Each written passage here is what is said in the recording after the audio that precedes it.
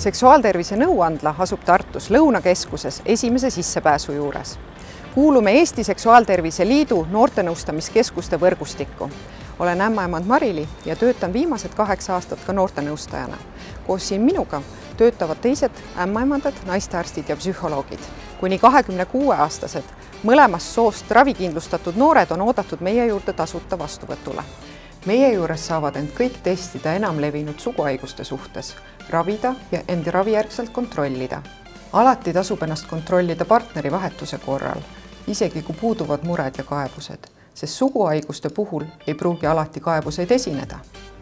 Sugulisel teel levivatel haigustel on erinevad peiteperioodid, mille jooksul ei ole veel võimalik analüüside abil haiguseid kinnitada. Seepärast soovitame teil testima tulla 2–3 nädalat peale kaitsmata vahekorda. Kui pärast kaitsmata vahekorda esinevad kaebused, võiks pöörduda esimesel võimalusel. Testida tuleks ennast enne ja pärast uue seksuaalpartneri tekkimist. Noormehed saavad ennast testida uriinianalüüsi andes, tütarlapsed läbivaatusel või enesetestimise teel. Meie juurde saab tulla eelneval aja broneerimisel. Olete väga oodatud!